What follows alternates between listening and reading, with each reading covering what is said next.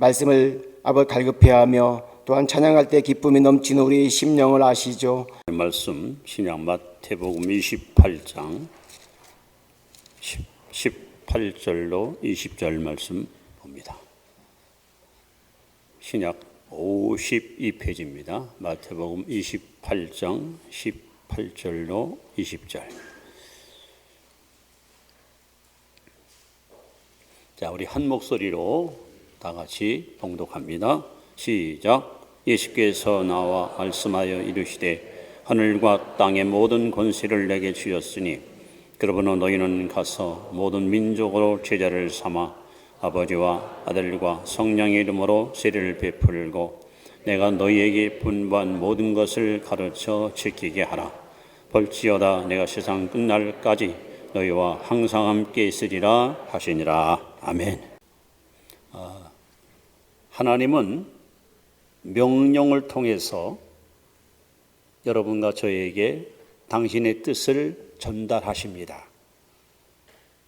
그리고 하나님의 뜻은 크게 두 가지로 구분하면 절대적인 뜻이 있고 허용적인 뜻이 있습니다. 이 절대적인 뜻은 아무도 변개할 수 없고 항거할 수 없고 대처할 수가 없습니다. 이 절대적인 뜻에는 반드시 우리는 복종하고 순종해야 됩니다. 그럼 허용적인 뜻은 하나님이 우리에게 자유함을 주시지만 그 결과는 우리에게 책임이 따라오는 것이죠. 그래서 야곱이가 라헬을 사랑했습니다. 7년을 기다려서 결혼했는데 외삼촌이 큰딸 레아를 침실에 들여놓고 야곱과 잠을 자게 했어요. 아침에 눈을 떠보니까 살아난 아내가 라헬이 아니고 그의 언니였습니다. 그래서 다시 7년 후, 즉 14년이 되고 나서 라헬과 결혼해서 졸지에 여자가 둘이 생기죠. 그리고 여인들이 서로 자식을 낳는 경쟁심에 불이 붙는 나머지 자기 여종들을 야곱에게 보내서 야곱은 참 여복이 많습니다. 마누라가 넷입니다. 하나님 허용하시는 거예요. 그러나 이 일로 인해서 야곱은 험한 세상, 고통받는 세월을 살아가게 됩니다. 이렇게 하나님의 뜻은 절대적인 뜻이 있고 그리고 허용적인 뜻이 있습니다. 특별히 오늘 예수님께서 세 가지 아주 강력한 메시지, 이건 누구도 거역할 수 없는 반드시 우리가 믿고 순종하고 복종해야 될 세 가지 명령을 우리에게 하달하였습니다. 그래서 오늘 여러분과 함께 예수님의 3대 명령, 이런 제목을 가지고 은혜를 나누려고 합니다. 자, 첫 번째 명령은 무엇일까요? 첫 번째 명령은 반드시 거듭나야 한다 하는 겁니다.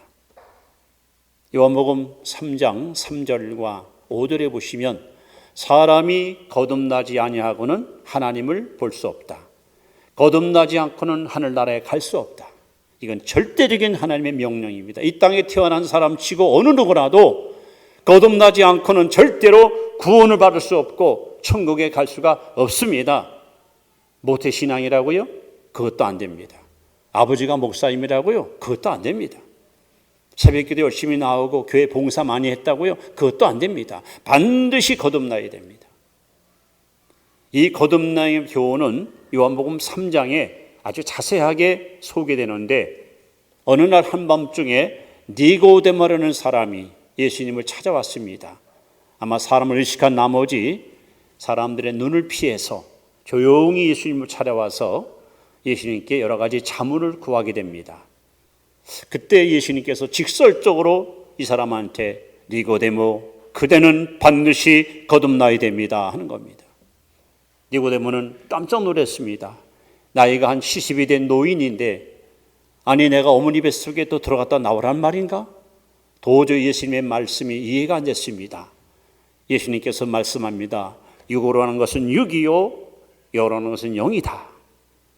부모에게 태어난 그 몸 갖고는 한 사람도 하늘나라 갈 수 없다. 위로부터 하나님께로부터 다시 태어나야 된다. 바로 이 거듭남의 진리가 니고데모의 대화 속에서 나온 기독교의 가장 원초적인 핵심 메시지, 이것이 바로 거듭남의 진리입니다.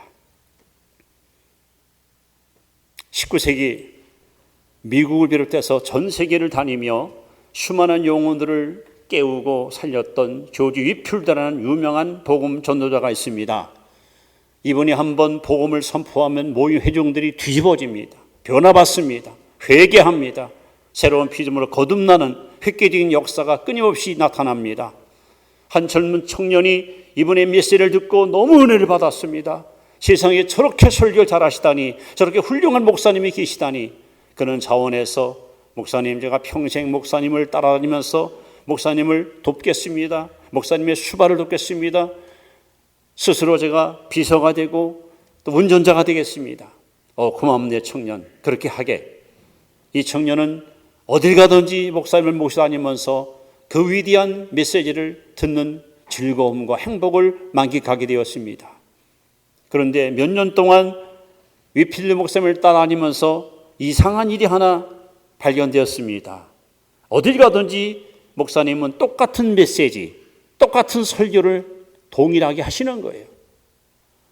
다른 게 목사님들은 주일날마다 설교 내용이 다르고 제목이 다른데 어찌 위필드 목사님은 저렇게 한 가지만 설교할까? 그래서 단도직입적으로 목사님한테 질문을 드렸습니다. 목사님, 아니 허구한 날 맨날 똑같은 설명 하십니까? 지난주에도 거듭나라, 오늘도 거듭나라. 그때 위필드 목사님이 내가 이 설교를 반복해서 하는 이유는 아직도 자네가 거듭나지 않았기 때문일세. 여러분, 거듭나라는 말을 들었던 니고데모가 누군지 아십니까? 이 사람은 바리새인이었습니다. 예수님 당시 약 6천 명, 이 예루살렘에서 최고의 신앙의 엘리트 계층에 있었던 사람들이 바리새인입니다. 이름 그대로 성별된 사람, 구별된 사람들입니다. 이 사람은 또한 그 나라 국회의원이었습니다. 또 스승이었습니다. 율법사였습니다.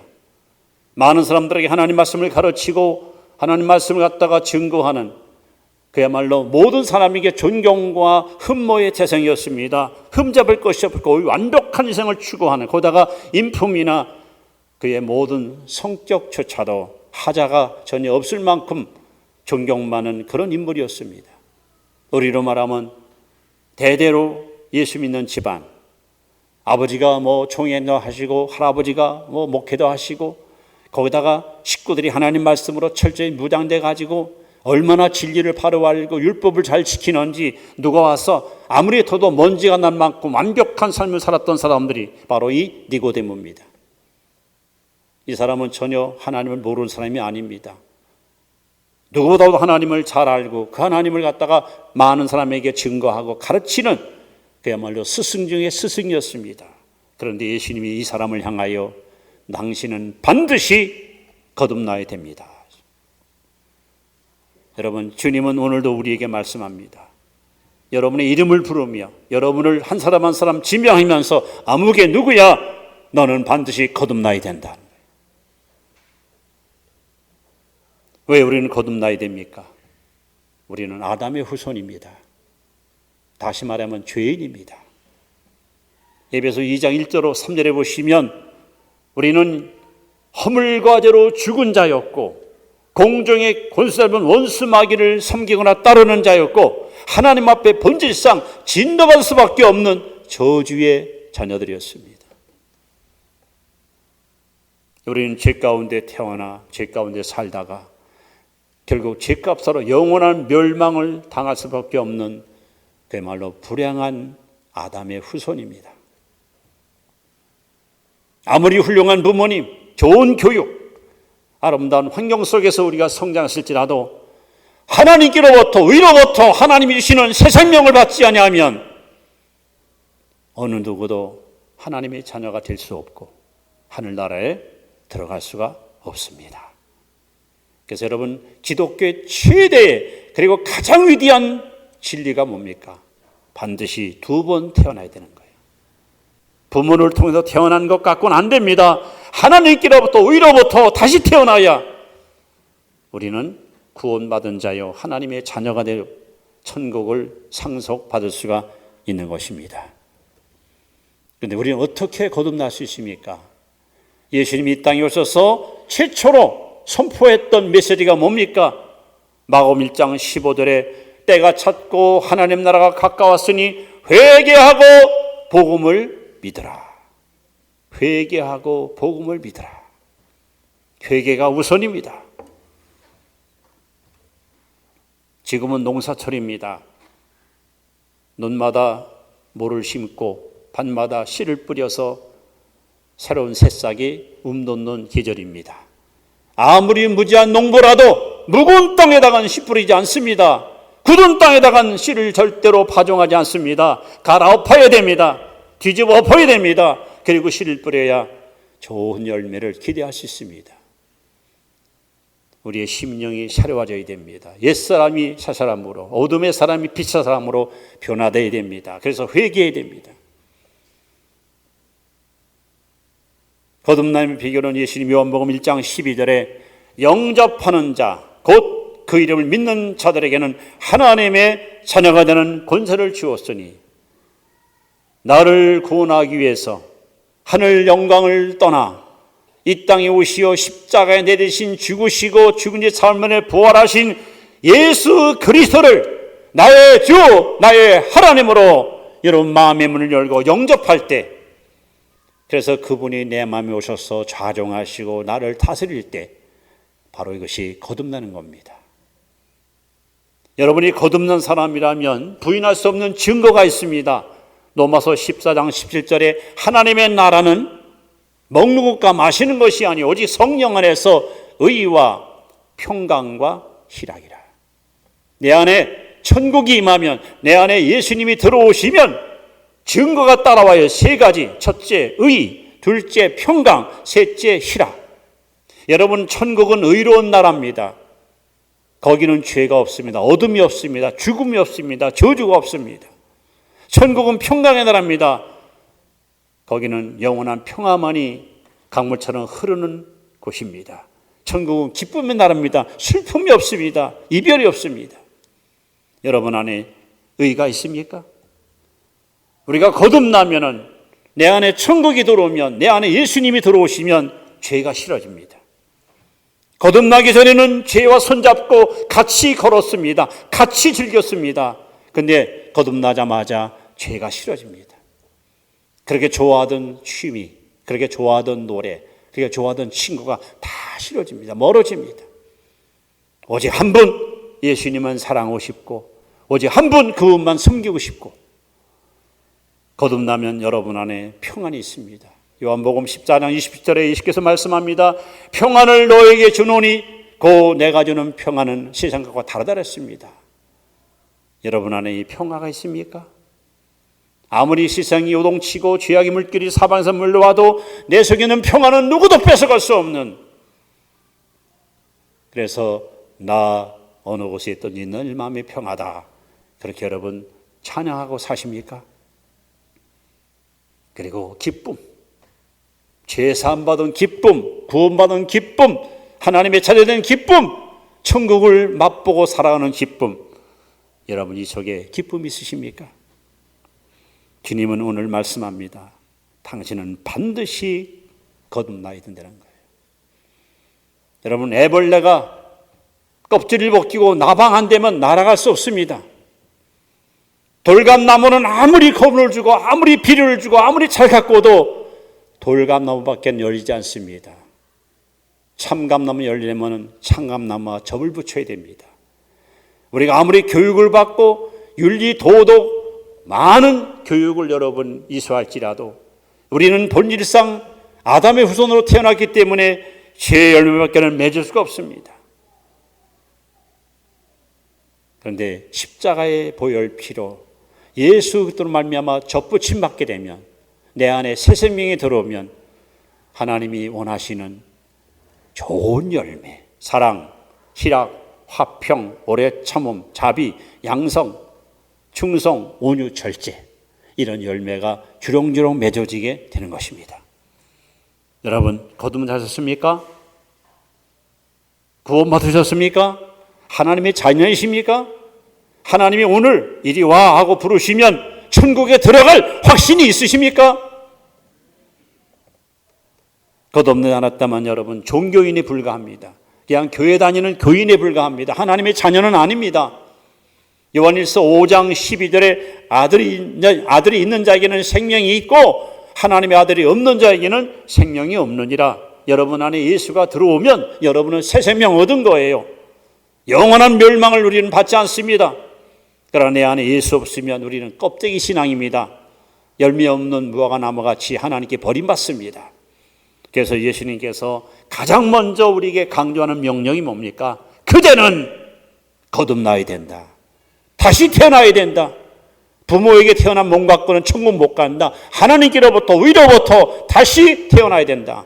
이것이 첫 번째 주님의 강력한 명령입니다. 자, 두 번째 주님의 명령이 있습니다.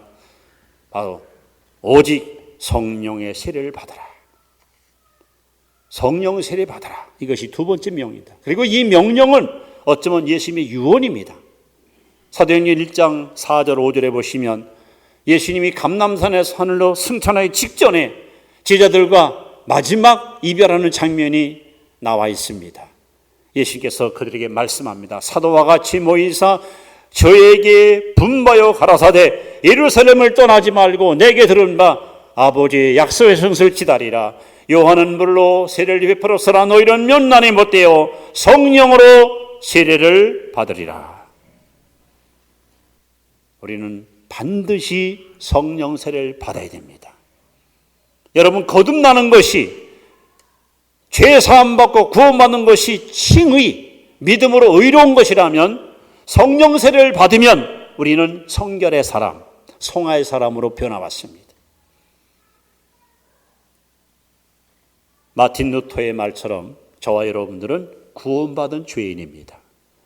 비록 구원받았지만 새 사람 됐지만 여러분 속에는 죄성, 부패성, 즉 원죄의 뿌리가 여전히 살아있습니다. 이렇게 예배 자리에 참여해서 찬양하고 기도하고 말씀 들을 때는 막 은혜가 임하고 감동이 임합니다. 기분 좋게 집으로 돌아갔는데 예수 믿는 남편이 어디 갔다 왔어? 어디 갔다 와요? 교회 갔다 오지. 어이구 꼴 좋다. 아이씨, 남편은 지금 배가 고파서 그냥 밥을 먹고 있다는데 그래 너 혼자 가서 처먹거리가 좋니? 괜히 삶 염장을 지르는 거예요. 그러면 속에서 그냥 분노가 막 끓어요. 아니 내가 말. 여러분, 은혜 받아도 구원 받아도 우리 속에 여전히 이 죄성이 살아있기 때문에, 이 뿌리가 있기 때문에 누가 톡 건드리면 혈기가 솟아나오고 욕심이 솟아나오고 교만, 이런 것들이 자꾸 우리 마음을 갖다 힘들게 합니다. 베드로 보십시오. 주는 그리스도시요 살아계신 하나님의 아들이십니다. 베드로는 분명히 구원받았어요. 거듭났어요. 하나님의 자녀 맞아요. 그런데 예수님이 잡히시는 날 밤, 오늘 밤 너희들이 다 나를 버리리라 했더니 베드로가 선생님, 다 주를 버릴지라도 나는 이 사람 베드로만큼은 주님과 함께 감옥에도 죽는데도 같이 가겠습니다. 아, 내가 누굽니까? 나 자신 있습니다. 나 정말 할 수 있습니다. 불과 몇 시간 만에 계집아이 앞에서 나 예수 몰라. 나 예수 전혀 몰라. 저자는 저주보다 마땅해. 이것이 성령 세례받지 못한 베드로입니다. 아주 비겁했습니다. 기회주의자가 됐습니다. 치졸했습니다. 여차하면 주님 배신하고 어디론가 도망가려고 기회만 엿보더니 그래요. 끝내는 예수를 배신하고 도망갔습니다. 이렇게 연약하고 이렇게 흔들리고 결심대로 살지 못하고 각오대로 생하지 못했던 이런 무능한 베드로, 오순절 날 성령 세례 받았습니다. 하나님의 능력이 임했습니다. 예수님을 신문하던 현장에 이번엔 베드로가 잡혀갔습니다. 많은 종교 지도자들이 한 상에 둘러앉아 베드로를 향해서 다시는 예수 이름으로 전도하지 말라고 뭐미 명령을 어찌 그들은 우리 명령을 거역하는가? 너 인마 죽고 싶어? 위협을 가할 때 베드로가 뭐라고 말합니까? 하나님 앞에 하나님 말씀을 듣는 것과 사람 말을 듣는 것과 어느 것이 옳은가 판단하라. 우리는 보고 들은 것을 전하지 않을 수가 없다. 천하인간의 우리를 구원할 자는 오직 예수밖에 없다. 이런 용기, 이런 담력이 도대체 어디서 왔습니까? 몇 개월째만 해도 예수를 부인하고 도망가던 비겁한 베드로가 이렇게 여러분 어떠한 위력 앞에도 굴하지 않고 너무도 당당하고 너무도 용맹스럽게 예수를 증거하는 이 위대함이 어디서 왔습니까? 바로 성령 세례입니다. 여러분 신앙생활, 경건생활, 기도생활, 전도생활 결심하면 될 것 같습니까? 마음먹으면 될 것 같습니까? 착하게 살아야지. 양심적으로 살아야지. 여러분 각오한도 될 것 같습니까? 천만에요. 하나님은 분명히 말씀다. 이는 힘으로 되지 아니하고 능으로 되지 아니하고 오직 성령으로 되느니라. 그래서 오늘 주님은 저와 여러분에게 말씀합니다. 아무개 누구야? 너 구원받았지? 예. 거듭났어? 예. 하나님 자녀 맞지? 맞습니다. 그걸로 만족하면 안 돼. 또 하나 받아야 해. 그게 뭡니까? 성령 세례다. 여러분 바울 사도는요 기독교 역사에 가장 위대한 공로를 남긴 인물 중에 인물입니다. 아마 예수님 다음으로 신약 역사에서 가장 위대한 인물이에요. 그가 거듭났어요. 아주 예수님 직통으로 만났잖아요. 변화받았잖아요. 새로운 피조물 되었잖아요. 그런 바울이가 로마서 7장에 뭐라고 말합니까? 내가 원하는 선은 행치 아니하고 원처는 악을 행하도다. 오라 나는 공고하니라다. 주일날 교회 와서 말씀 들을 때는요 감동이 와요. 눈물이 납니다. 은혜를 받습니다. 맞아 이렇게 살아야지. 맞아 이렇게 살아야지. 기쁜 마음으로 돌아갑니다. 작심 삼일입니다. 은혜 받은 지 불과 며칠도 안 돼. 아니 몇 시간 돼가지고 은혜 고스란히 쏟아버리는 거예요. 아휴 나는 아무래도 불가능한 것 같아. 나는 이 정도밖에 믿음이 없는 것 같고. 지금 사도 바울이 말하는 거예요. 내가 원하는 난 이 길 가고 싶어. 이거 하고 싶어. 마음은 원하는데 그 길 못 가는 거예요. 죄 안 짓고 싶어. 근데 또 죄 짓는 거예요. 순종하고 싶어. 근데 또 불순종하는 거예요. 그렇게 인간 속에는 원죄의 뿌리가 너무 강력하게 우리를 갖다 사로잡고 있습니다. 여러분 이걸 어떻게 우리가 극복합니까? 그래서 예수님께서 제자들에게 마지막으로 유언하신 거예요. 너희들 3년 동안 나한테 배운 것 갖고는 세상을 변화 못 시켜. 아니 너 자신의 믿음도 스스로 지킬 수 없어. 위로부터 하나님이 부어주는 하늘의 능력을 받아야 너는 승자가 될 수 있어. 성도 여러분, 이스라엘 백성에게는 3대 원수가 있었습니다. 애굽, 아말렉, 가나안 7족속. 오늘 우리 교회, 저와 여러분의 3대 원수가 있습니다. 세상, 육신의 정욕과 안목의 정욕과 이상의 사랑이 난무하는 세상, 그 다음에 육신, 타락한 우리의 성품, 그리고 마귀. 어떻게 이길 거예요? 얼마나 많은 세상의 유혹이 우리를 갖다가 여러분 끌어당깁니까? 조금만 여러분이 한눈 팔면은 쉽게 유혹에 끌려갈 수 있는 수많은 죄악의 요인들이 사방에서 손길이 뻗쳐오고 있지 않습니까? 우리 마음은 얼마나 자주 변합니까? 아침 믿음 다르고 점심 믿음 다르고 저녁 믿음 다르고 월요일 날 다르고 화요일 날 다르고 교회 왔을 때는 믿음이 좋은 것 같은데 예배 끝나고서 며칠 안 되면 믿음이 다 떨어져 나가서 불신자와 똑같이 생각하고 똑같이 말하고 더구나 원수 마귀는 지금 최후로 발악하고 있습니다. 보이지 않는 악한 영들이 우는 사자와같이 우리를 삼키려고 지금 얼마나 으르렁거리고 우리가 달려옵니까? 우리가 어떻게 이길 거예요? 뭘 갖고 싸울 거예요?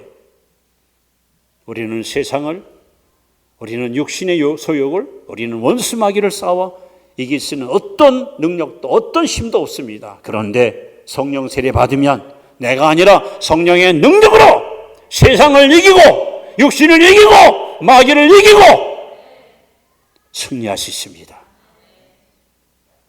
그래서 복음서에 나오는 베드로는 무기력하고 무능한 제자지만 사도행전에 나오는 베드로는 한 번도 실패한 적이 없습니다. 심지어 그가 길을 지나갈 때 베드로 그림자 한 밟아도 병든 사람이 벌떡 일어납니다. 무엇이 베드로를 변화시켰습니까? 성령 세례입니다. 우리 성결교회가 주장하는 성결의 교리, 우리 교단 헌법 2장 18절에 보면 성결이란 곧 성령 세례. 여러분, 성령 세례 받아야 됩니다. 어떻게 받습니까? 사도행전 2장 38절, 너희가 각각 회개하여 예수 그리스도의 이름으로 세례를 받고 제사함을 받아라. 이러면 성령을 선물로 주시리니 회개하고 제사함 받아야 합니다. 두 번째, 누가복음 11장 13절에 구하는 자에게 성령을 주시지 않겠느냐, 간절히 간구해야 됩니다. 세 번째, 시편 107편 9절에 사모하는 영혼을 사모해야 됩니다. 하나님, 내 마음 내 스스로 억제할 수도 없고 다스릴 수도 없고 관리할 수도 없습니다. 내 감정 내 스스로 조절할 수도 없습니다.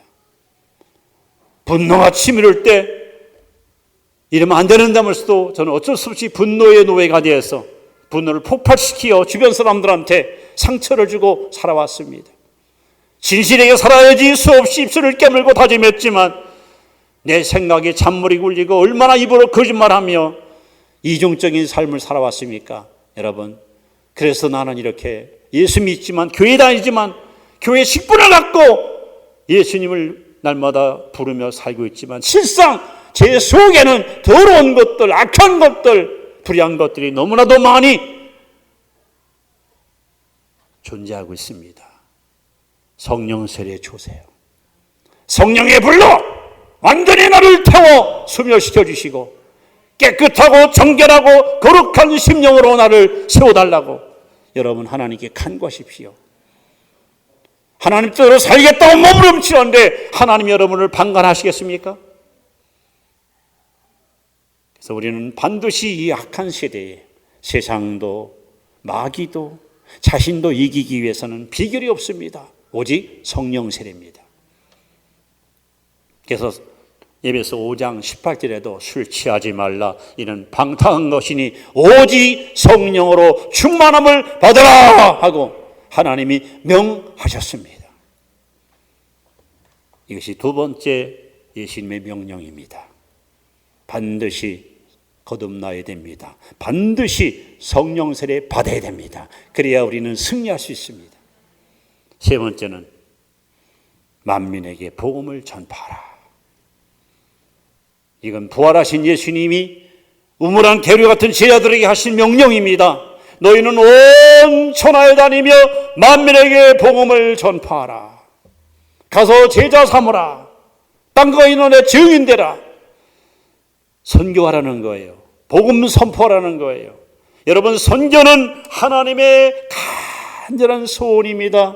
디모데전서 2장 4절에 보시면 하나님은 모든 사람이 구원을 받으며 진리에 이르기를 원하시느니라. 베드로서 3장 9절에 보시면 하나님은 악한 자라도 멸망받는 것을 원치 아니하시고 회개하여 구원에 이르기를 원하십니다. 우리가 볼 때 저게 인간이야, 저런 인간 왜 태어났어? 저런 인간은 죽어야 돼. 이렇게 악한 자라도 하나님은 그가 지옥강을 원치 않습니다. 회개하여 구원받기 원하십니다. 이렇게 여러분, 선교는, 전도는 하나님의 소원입니다. 동시에 선교는 예수님의 명령입니다. 땅끝까지 이르러 땅끝까지 이르러 내 증인되라. 가서 선포하라. 가서 전하라.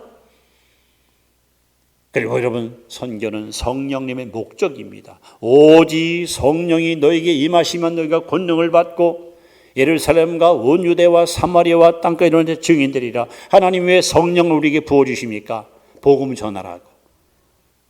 국경을 넘고 이념을 넘어 전 세계에 죽어가는 영혼들에게 이 구원의 복음을 증거하라고 하나님 우리에게 성령을 보내었습니다. 그리고 성령이 임하면서 교회가 탄생했습니다. 그러므로 이 땅에 교회가 존재하는 이유가 뭐예요?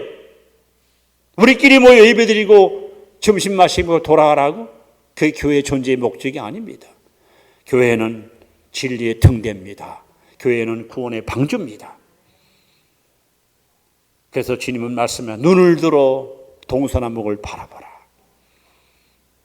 여러분, 지금도 우리 주변에 아니 이 아시아 지역에, 저 아프리카에, 오세아니아에, 남미에, 북미에, 유럽에 예수 모르는, 예수가 누군지 전혀 모르는 수십억의 영혼들이 있습니다.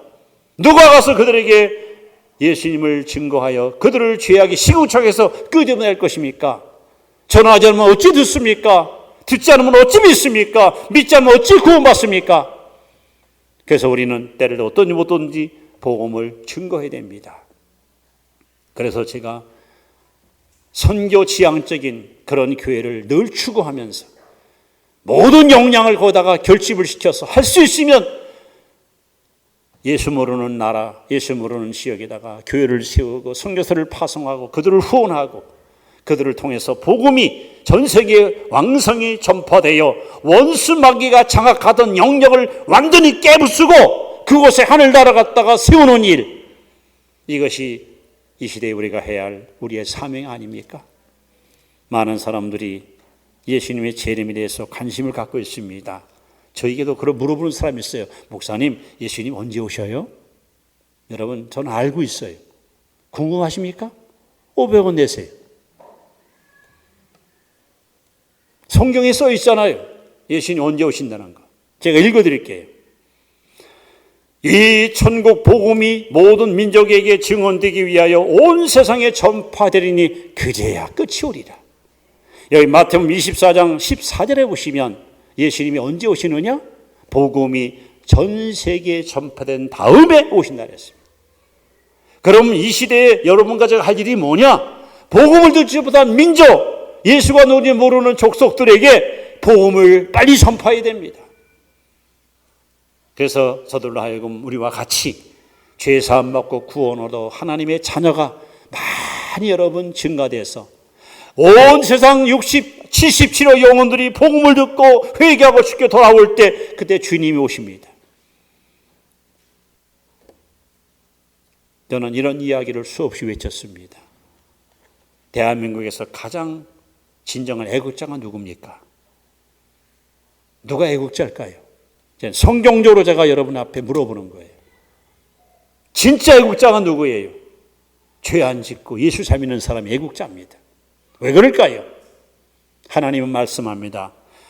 죄는 백성을 욕되게 하고 의는 백성을 영화롭게 하느니라. 대한민국에 죄 짓는 사람이 많으면 이 나라는 여러분 파멸하는 거예요. 그러나 죄와 상관없이 거룩하게 사는 사람들이 많으면 이 나라는 갖다 번창하는 거예요. 결국 이 나라의 진정 애국자는 하나님 섬기는 여러분들입니다.